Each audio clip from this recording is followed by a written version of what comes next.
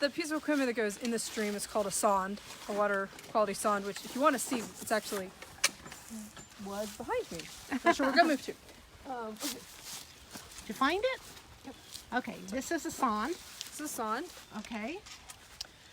With our probes here on the bottom. So we'll look at pH, conductivity, temperature, dissolved oxygen, turbidity, and this one has nitrate on, which is a newer parameter for us. Oh, so here. we got a really nice one. And this is a wiper that'll keep the sensors clean. The field cap's not there. We put a field cap on it that'll protect these sensors from things that are floating down the stream, and slide it down inside a piece of PVC pipe, which will protect it a little bit more. And then it'll take readings for us every 15 minutes, and then every hour it'll send it back to our office via cell signal, so we can see what the parameters are. And that's what we have over here. We have a solar panel sitting here on top, which will power the unit.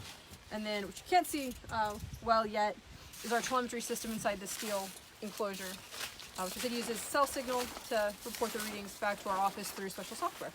Wow, that's pretty impressive. So how many of these water quality monitoring sites do you have in the Susquehanna River Basin?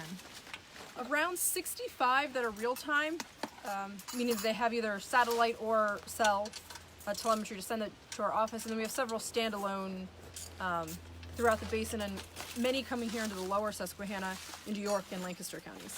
Okay, well, I forgot to ask your name. Kimberly Dagan. Kimberly, can you introduce your crew here? So we have Matt Alsesser. Hello. Hi, Matt. What's your role? I'm an environmental technician with SRBC. Okay. And how about you? Hi, I'm Blake Marr. I'm also an environmental technician. Okay, and over here we have... And I'm Josh Inners, also an environmental technician. Okay, so a lot of science guys here, right? Yes. And so how long is this going to take to get installed? Probably another half hour. Another half hour? What's the Getting pieces- concrete for? I see concrete.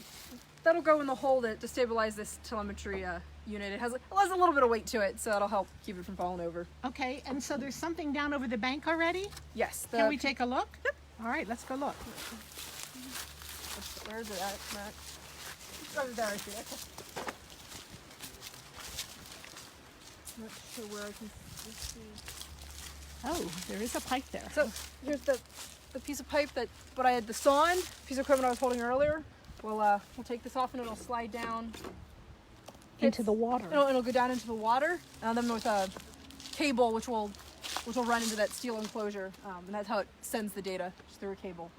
And this little pipe over here will put a pressure transducer, so it uses pressure to see how much water is on top of it, so we know the depth of the water as well. Wow, that's really interesting.